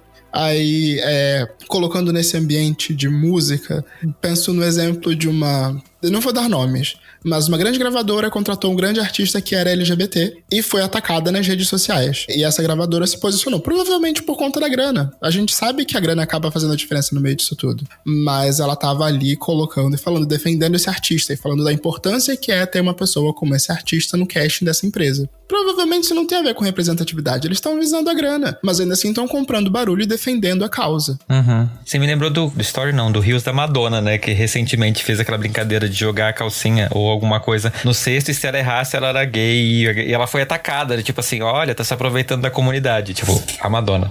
Sendo que, na verdade, se eu não me engano, ela fez isso daí justamente porque há anos o pessoal fica, vale, será que a Madonna é bissexual? Será que a Madonna é lésbica? Não, porque ela é um ícone aqui, ó, tal, há anos e anos. Aí a Madonna ficou tipo, ok, eu vou fazer isso. E aí ela começou a fazer essa brincadeira. Na verdade, era a forma dela de reclamar. Então, se pegarem as cartas que a Madonna mandava pra Isabella Rossellini, o nível de sacanagem lésbica que ela mandava, não tem nem como ter dúvida. Olha, eu vou falar aqui uma coisa, certo? Que é assim, as minhas amigas muito próximas mesmo, a gente se comunica basicamente falando putaria uma pra outra. E assim, só tem 2 bissexuais, que sou eu e outra amiga minha, e as outras 2 desse grupo são hétero, são bem hétero mesmo. E a gente se comunica assim, daquela forma assim, bem do tipo, ai amiga, sei lá, pega um negócio aqui pra mim e cai no chão, aí a outra diz assim, eu só pego se você chupar a minha bucetinha. É daí pra baixo. Então, assim, escrever carta de sacanagem pra outra mulher, assim, tem que ver o contexto dela, do nível de intimidade que elas tinham, de amizade. Meu bem. Você tem que ver o contexto e o teor das cartas. Não é uma brincadeira. Eu vou te pegar, eu vou te levar e vamos ser nós 2 naquele lugar. E é cenários, é construções, é romance, muito... É bem publicável. O sexo, inclusive, né, que tem várias fotos com esse teor, né? Ai, uma coladinha de velcro, muito bom, gente. Eu apoio. Pois é, mas assim, eu acho que essa questão também do queerbait, né, que se teria alguma forma correta de fazer, é muito parecido com o que o Matheus falou, né, eu acho que realmente a pessoa se comprometer, né, se eu vou fazer, ou vou ter a consciência do que eu estou fazendo. Porque eu acho que não tem muito isso de tipo, eu sou um ator, uma atriz, um cantor, o que for, e pregar a inocência. Eu não sabia que podia fazer isso. Gente, pelo amor de Deus. Primeiro, o mundo é globalizado há um bom tempo. A gente já tem toda essa troca de informação já faz muito tempo. Então, esse negócio aí já não cola. E outra, as pessoas que estão fazendo isso há mais tempo ainda têm zero bom senso na cabeça delas. Porque não é possível que uma dessas, assim, não tenha citado, alguém tenha dito, eu acho que isso não é uma boa ideia, isso aqui não é, sabe? Não tinha ninguém, absolutamente ninguém, sabe? Olha, aí... eu já vi a filha do Silvio Santos dublando a Beyoncé. Então eu acho que as pessoas não têm amigos, entendeu? Elas fazem... A pessoa não, mas eu não tô... faz isso, entendeu? Mas eu não tô dizendo que precisa ser um amigo, entendeu? Eu tô falando não teve ninguém pra dizer. Porque, tipo, se você vai lançar uma música, se vai lançar um clipe, você vai fazer parte de um filme, tem uma equipe ali gigantesca por detrás, entendeu? Então, assim, não tinha ninguém, nenhuma daquelas pessoas, nenhuma delas. Eu sei que ela provavelmente não seria ouvida, mas... né? Mas também tem aquela coisa, eu tô frescando aqui um pouco dos tempos mais passados, né? Que realmente tem essa coisa também de contexto histórico, né? Tem um contexto do que tá sendo rolado ali. Contexto histórico é uma coisa que pesa muito. A minha área é literatura, principalmente, e uma das primeiras coisas que eu aprendi sobre isso é que não existe literatura sozinha. Não existe. As narrativas, elas não existem sozinhas. Para poder você entender a narrativa, você criar uma narrativa, você precisa entender várias coisas. Você precisa entender contexto histórico, sabe? Socioeconômico, filosófico. Você precisa entender absolutamente tudo. Você precisa entender, às vezes, até a economia do que tá rolando para você poder falar com propriedade daquilo. Senão vai ser uma pessoa que tá falando as coisas na base do achismo. E a base do achismo, eu acho que é uma das coisas que pecam muito nesse negócio do queerbaiting, sabe? Porque as pessoas querem criar o queerbaiting, muitas vezes a coisa que danifica é porque elas vão na base do achismo. Na literatura, vou pegar aqui para minha área, por exemplo, de livros, de autores e tudo mais. Dentro de uma certa limitação, já existem pessoas que entendem que precisam, vou escrever sobre essa coisa que eu não sei. Por exemplo, eu sou mulher branca, eu vou escrever sobre um personagem que é negro. Eu não tenho como saber, sabe? Eu não posso simplesmente tacar na base do achismo o que eu acho que seja racismo. Então a gente passa por quê? Por uma leitura sensível, né? Para que uma pessoa realmente negra, ótimo, uma pessoa negra possa dizer, não, isso aqui não acontece, isso aqui acontece, não, isso aqui tá muito exagerado, isso daqui, faltou demais, tá muito raso, entendeu? Você pode fazer isso e aquilo. Que é o que hoje em dia as produções já estão passando mais por isso, né? Como o exemplo de Rostopper, que por detrás da produção já tinha uma equipe LGBT, que a gente já vê de tipo filmes. Eu vou dar agora o exemplo do Mulher Rei, que tem a Viola Davis, né? Que é a equipe, a produtora, todo mundo que tá ali é basicamente pessoas pretas que estão fazendo aquele filme, sabe? Então, você já tem ali um universo de pessoas que você pode... Mas existem pessoas, por exemplo, aqui no universo dos livros, que elas querem começar a escrever e elas acham que é só sentar e escrever um livro. Uhum. E aí tem que mandar aquele, meu lindo, né? Não é assim, sabe? Você não pode tirar do seu rabo as suas coisas. Então, pra você fazer um queerbaiting certo, tem que ter, assim, uma coisa... misturando todas essas coisas, sabe, de contexto, e aí o contexto pessoal da pessoa, porque, acredite ou não, existe bolha de pessoas ainda que não sabem como é, por exemplo, aqui trazendo para a comunidade LGBT, não sabe exatamente como é que funciona, por exemplo, pessoas gays, porque a gente não vê pessoas que, tipo assim, porque eu tenho um fulaninho que é meu amigo gay, eu tive que me afastar dele depois que ele falou que ele é gay, porque vai que ele é afim de mim. Olha o pensamento da pessoa, né?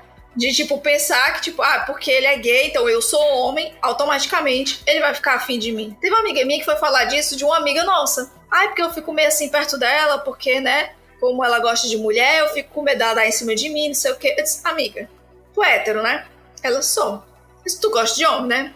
Gosto. Tu dá em cima de todos os homens que tu conhece? Gente, a cabeça dessa menina explodiu, fez... Então, assim, tem tantos pormenores nessas coisas que me irrita. Porque a gente fala, tipo, o modelo certo seria tudo isso que o Matheus falou. Só que é aquela coisa, no mundo utópico, bonito, as pessoas vão ter essa consciência. Mas não tem. Gente, eu comecei a filosofar e eu meio que me perdi aqui. Mas, enfim, é mais ou menos isso. Acho que deu pra entender. Sim. Então, eu acho que o termo queerbaiting, ele não trata de uma coisa que seja saudável, que tenha como se fazer de uma maneira ok. Eu acho que é isso. A gente tem que tratar como queerbaiting o que é queerbaiting, o que é ruim, o que é negativo. Se for uma outra pessoa fazendo, não é queerbaiting, é a representatividade. A Pablo Vittar não tem como cometer queerbaiting, gente. É um viado de peruca. Ela não faz queerbaiting. E ela atrai a comunidade LGBT.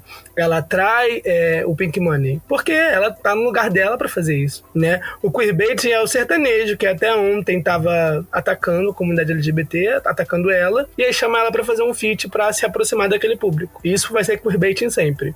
Quando a gente fala de João, quando a gente fala de Heartstopper, quando a gente fala de hairstyles, quando a gente fala de uma série de outros artistas que a gente acusa de queerbaiting, eu acho que o problema não tá neles, tá das pessoas. Tanto no público quanto em quem não é público. Porque é muito complicado você enaltecer o Harry Styles vestido e achar o Billy Porter ruim, ou você achar uma drag queen ruim. Esse é o problema. É aquela mesma questão da apropriação cultural. O problema não é o branco usar dread. O problema é você achar muito massa o branco usar o dread e o preto você achar feio, achar sujo, isso é errado. Entendeu? É a mesma questão. Não dá pra você bater palma pra um e achar legal, muito legal, e o outro você condenar e achar ruim. Então quem não faz parte da comunidade pode ir lá encenar que é LGBT pra você rir, mas o gay de verdade na rua você não quer nem perto, sabe? Essa é a grande questão, sobretudo. É como o público, como as outras pessoas lidam com isso. Por que quando alguém tá produzindo pra fazer dinheiro e te fazer rir, ou te fazer sentir tesão, você tá achando muito legal, e quando é na vida real, né, quando é aqui, ó, teu amigo, uma pessoa que você conhece, um artista que você pode apoiar, você acha errado, você julga, você critica, você joga ódio na internet. Essa é a grande questão pra mim do queerbait e de uma série de outras coisas. Como o público lida com isso, né? E por que o público lida com isso? O Lucas Luco, depois que ele gravou com a Pablo Vittar, ele simplesmente sumiu, morreu. Nunca mais ninguém ouviu falar. Porque as pessoas não compraram, não sentiram verdade. O público dele só atacou ele e há pouco tempo depois ele tentou mudar o discurso. E hoje em dia, ó, se perdeu. Tem todas essas discussões aí pra gente falar. Eu acho que não tem como fazer certo. A gente, como comunidade LGBT, tem que respeitar os artistas e respeitar o tempo deles, entender como é que a indústria funciona, que ela é tóxica, ela é problemática, sim. Às vezes o cara simplesmente não sai do armário porque ele não pode, porque ele vai perder o contrato. E não é nem o contrato com a gravadora, não. É o contrato do patrocinador. É o contrato da turnê. E é um monte de gente que depende dele trabalhar. Então a gente tem que levar em consideração isso. Quando ele estiver num lugar seguro, ele vai se comprometer. E se ele não se comprometer saindo do armário, que eu acho esse termo péssimo, se ele não se comprometer desse jeito, ele vai levantar uma bandeira, ele vai apoiar uma pessoa, ele vai trazer representatividade de outras maneiras. E aí é isso que a gente tem que ver. Quem que a gente tá achando legal e quem que a gente tá achando ruim e por que que a gente tá agindo desse jeito, sabe? Enquanto público. Essa é a grande problemática do queerbait. É sobre, minha gente. Eu vou só usar números aqui porque agora eu estou bem Mateus jogando números. Mas, gente, se vocês pararem pra ver o problema do que é o queerbait e tal, toda parada LGBT, a Doritos manda um saquinho com arco-íris, com Doritos de acordo arco-íris, blá, blá, blá, blá, blá, blá. Mas aí, nas paradas que rolaram agora em 2022 e, enfim, durante o mês do orgulho e tudo mais, os financiamentos de um monte de empresas que liberavam e tudo mais foi muito baixo, para não dizer nem que nem existiu. Porque o que aconteceu? Saiu pesquisa do IBGE dizendo que somos 2 milhões de pessoas no país. Porque foi uma pesquisa, assim, porcamente feita, já que nem todo mundo aceita ser recenseado pelo IBGE. E aí isso refletiu muito, porque saiu 2-3 meses antes de junho e já, né, acabou causando impacto pro mês do orgulho, que, enfim, né, foi quase uma decadência para os movimentos que são feitos durante as paradas que acontecem no mês do orgulho. E aí depois outras pessoas, universidades também, né, e a Havaianas patrocinou outra pesquisa, e nas pesquisas deram entre 20 e 35 milhões de pessoas. Como é que o IBGE chega a apenas 2 milhões de pessoas? Depois sai pesquisa dizendo que a comunidade LGBT só no Brasil é responsável por 14% do PIB todo ano, e como somos só 2 milhões de pessoas, aí talvez sejam 2 milhões de pessoas que são ativas financeiramente, né? A gente não tá contando aí quem se considera LGBT, é adolescente, e a família não quer falar sobre isso e coisa e tal, né? Então, enfim, é importante a gente ver como o apoio empresarial, o apoio mercadológico, tanto colocado por Mateus aí várias vezes, ele faz com que os avanços da gente também cessem, né? Porque se a Boticário tá colocando um casal com 2 homens, um casal aquele ano ali trocando presentes no Natal, ou um casal sáfico trocando presentes no Natal, é porque eles veem que aquilo vai dar retorno para eles. Mas se a população parece ser tão baixa, por que eu vou colocar a população representada ali no comercial meu? Aí, se para mim é lucro usar um vestido, eu vou usar um vestido. Vão questionar para mim se eu sou gay, se eu sou não binário, se eu sou qualquer coisa. coisa, e eu vou ficar kkk, mistério, é só uma esfinge, me decifre, né? Então, assim, isso não é positivo, isso atrasa todas as discussões que a gente vem avançando e acaba regredindo cada vez mais por conta dessas pessoas que têm grande visibilidade e dessas marcas, principalmente, que dominam o nosso país, porque o capitalismo é o que manda, né? Então, as marcas que mandam em tudo que acontece ao nosso redor, e pra gente melhorar, a gente tem que realmente virar um bando de ricaça cheia de dinheiro e dizer é a ditadura gaysista que vai começar agora. Sim. Bom, eu acho que Peraí, eu queria só abrir aqui um parênteses, né, também, que uma coisa que a gente não falou aqui é que o queerbaiting também, ele só lida com um tipo de queerbaiting, né, porque normalmente o queerbaiting, ele só tá associado a quem é o padrão. Você não vai ver queerbaiting de, por exemplo, no caso aqui, né, a gente falando de 2 homens. Um deles não vai ser, por exemplo, um ursão. Não, vai ser a gay padrão, porque é o que atrai. Vou fazer um queerbaiting entre 2 homens e um deles é gordo. Ninguém vai shippar um homem, outro homem desse jeito, porque as pessoas não querem ver isso. As pessoas querem ver 2 pessoas, assim, padrõesíssimas, né, fazendo o que elas querem ver, o que é agradável aos olhinhos dela. Enfim, era isso. Sim. Não, eu ia acabar tocando nesse assunto, que bom que você tocou, Beck, porque eu acho que isso faz muito, e fala inclusive de nós, né, pessoas da comunidade, porque eu lembro que quando lançou Heartstopper, né, um dos meninos não é padrão, não tem nada de padrão, e a galera ficou tipo assim, nossa, mas um tão bonitinho e o outro tão esquisitinho. Eu lembro de ter visto essa conversa de algumas pessoas, e é justamente isso, né, a gente da comunidade, ao invés de apoiar essas atitudes que são legais, a gente vai tocar pedra, aí a gente vai desestimular ainda mais, né?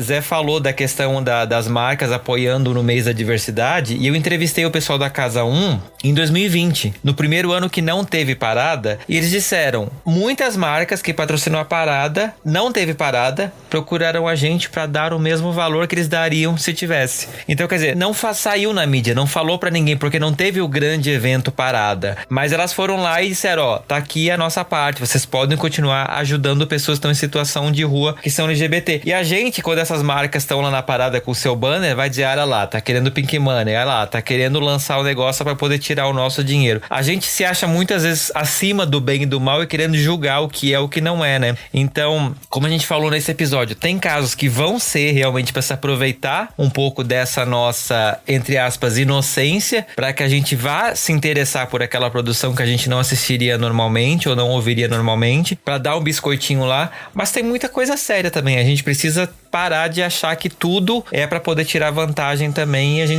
porque a gente faz isso também, a gente quer que toda a vida ter a melhor vantagem, ter a melhor coisa, ter a coisa bonitinha na televisão, e a vida não é assim, né, gente? Então, além da gente começar a julgar o que é queerbait, o que não é queerbait, tomar cuidado de enxergar se a gente não tá matando aliados, que isso também faz diferença pra gente continuar existindo.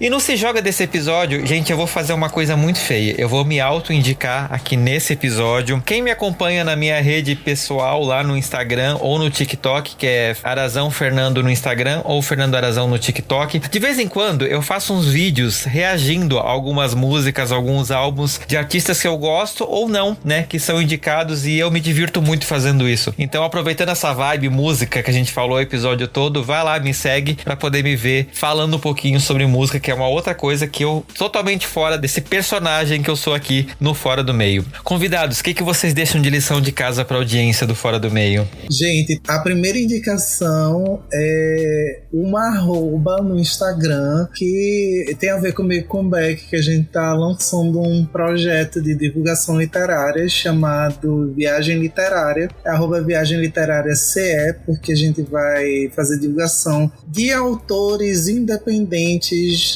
que são da comunidade LGBTQIA+, e são daqui do Ceará, pra gente falar sobre as obras que essa galera tem produzido aqui. É muito mal divulgado, já que por ser autor independente a gente se lasca muito. A segunda indicação tem a ver com Natal, porque estou nataliners. O Pingomel me pegou, então vou indicar pra vocês um filme muito gostosinho, que é Um Crush para o Natal, que a gente falou recentemente num dos episódios do Bisão Voador. Tranquilo, gente, tranquilo. Eu continuo natalina. Gente, esse filme é pra você assistir, independentemente de quando sair esse episódio. Eu estou natalina agora e vou continuar natalina o resto da vida.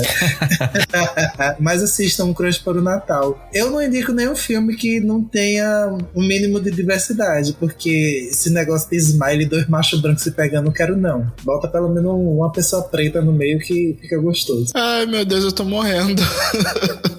Mas aqui a minha diquinha é bem rápida, sucinta. E vou indicar um álbum. Eu vou indicar o álbum Tecno Show Volume 1 da Gabi Amarantos. Ela relançou as músicas que ela cantava no Tecno Show, o grupo que ela tinha lá no início dos anos 2000, e remetendo bem ao Tecnobrega do início. Ali aquele Tecnobrega raiz, com batida bem crua, versões de músicas internacionais, remetendo todo esse som do início dos anos 2000. E ela trouxe toda essa imagética de volta que tá sendo bem divertido. Eu tô muito curioso pra assistir um show. Espero que tenha conseguido assistir nesse meio tempo aí de finalzinho de ano, mas quero muito ver Gabi Amarantos nessa nova fase. E fica a dica pra vocês. Minha dica, gente, eu vou indicar... eu vou fazer o meu merchan assim. Eu tô trabalhando com assessoria de imprensa e eu tô muito apaixonado pelo trabalho de uma artista que eu tô trabalhando, que é a Luana, com 2 N's. Ela lançou um álbum impecável agora, que mistura pop, trap, funk e eletrônico. É super divertido. Ela é uma mulher bissexual e ela tem parcerias com a Lia Clark, com o Camilo e com o Nayo Rezende. Então é muito legal, é super pra cima. O clipe de Caralhação tá vindo aí, e depois vai vir o clipe de Ondas com o Camilo, então tem bastante coisa pra ela lançar ainda. E é isso, escutem a Luana. Gente, eu vou passar aqui indicações de leituras pra vocês. A primeira delas, né, Um Novo Começo, do autor Zé Henrique, nosso amorzinho que está aqui. Que é muito fofo. Assim, na Amazon tem um precinho, né, bonitinho, são e-books. E vocês leem rapidinho. E é a história, assim, de amorzinho, muito gostosinho. E, por último, o livro Beautiful Love, Quando Tudo Começou, da Jessie Mendes, que ela é daqui, inclusive, de Fortaleza. E ela lançou o e-book desse livro, tá na Amazon. E o livro físico, mas acho que já acabou as vendas do livro físico, que é autor independente. E é também uma história de 2 boyzinhos se amando, aquele romancezinho inocente de adolescência, aquele crescimento deles se apaixonando e querendo ficar juntos, e aquelas dificuldades, enfim, todo aquele drama adolescente assim, que todo mundo passa quando se apaixona na adolescência, e é muito fofinho. É isso que eu vou te dizer. Muito bom, muito bom. E, gente, quem gostou muito de conhecer vocês aqui, quer seguir vocês nas redes sociais, onde acha vocês na internet? Então, as pessoas podem me encontrar tanto pelas minhas redes pessoais, né, que é o Beck Ardigans, é o Beck_Ardigans. Amei! É tanto o Instagram quanto o meu Twitter, que é por onde eu ando. Também vai me encontrar pelo Bisão Voador, né, que tá Bisão Podcast em todas as redes sociais do Bisão. E vocês podem encontrar pelo Cosmo Nerd artigos que eu escrevo. Eu tô por lá. Tem muita coisa minha lá. É basicamente a mesma coisa. Se vocês quiserem me encontrar, vai lá no Bisão Podcast, vai lá no Cosmo Nerd. Eu não vou deixar minha arroba aqui porque ela é meio doida. Então, se você falar no Bisão Podcast, você vai achar assim: a primeira coisa que vai ter lá é arroba de Zé, arroba de Beck. E é sobre isso. A minha arroba aqui é muito feia pra dizer, então, beijo, minha gente. Ai, Deus. Então, se você gostou de mim, se você quer me achar, você vai ficar querendo, porque eu não vou passar redes sociais. Se você quiser me encontrar, você vai me seguir no @próxima faixa. Vai dar biscoito pro meu projeto, sim. Gente, tem pessoas que são low profile. O Matheus não é low, ele é no profile. Ele não posta uma foto no Instagram desde 2018. Enfim, eu vou deixar o meu arroba LSAVLIS, AVLIS. Se você quiser me ver, minha carinha bonitinha. Eu tô sempre indo pra shows, cobrir shows pelo Próxima Faixa. Tô sempre lá tirando foto, selfie. Eu sou biscoiteira sim. Tô menos, mas vou voltar a ser biscoiteira em 2023, se Deus quiser. E claro, siga o Próxima Faixa, www.proximafaixa.com, para ver resenha de show, de álbum, de filme. Próxima Faixa no TikTok também e no Twitter para ver a gente fazendo as coisas lá. Sigam. Maravilha. E se você não segue o Fora do Meio, segue a gente no @Fora do Meio Podcast no Instagram ou Fora do Meio Pod no Twitter. E, gente, eu quero agradecer demais a presença de vocês aqui, né, por estarem comigo discutindo esse assunto, que é um tema muito polêmico, é um tema muito interessante e que eu acho que é um dos temas que às vezes a gente acaba falando pouco até, né, pelo nível de importância que ele tem no nosso dia a dia, na nossa vivência, né, enquanto pessoas LGBTQIA+. De coração, muito obrigado por estarem aqui dividindo não só o tempo de vocês, mas a opinião com os meus ouvintes e comigo, e fazendo a gente refletir e pensar um pouquinho mais sobre a nossa existência nesse mundo e como a gente pode continuar melhorando. Lembrando que a minha opinião vale até o final desse episódio. Opiniões líquidas. Isso. Eu sou bem assim, opiniões líquidas. O que eu falei hoje, você não leva em consideração amanhã. Um beijo. É sobre. Mas é isso, Fernando. Muito obrigado pelo convite. Tamo aí sempre. Yes, muito obrigada, viu, Fê? Eu amei o convite. É excelente como sempre bom espaço para discussões e reflexões. Este podcast Todo faz mundo já parte puxou da seu saco, não vou Podcast. puxar, não. Conheça os demais programas da rede acessando podcast.com.br. E é isso, gente. Eu espero vocês daqui a 15 dias em mais um episódio do Fora do Meio. Tchau! Tchau, pessoal! Tchau, tchau. Tchau! Até mais.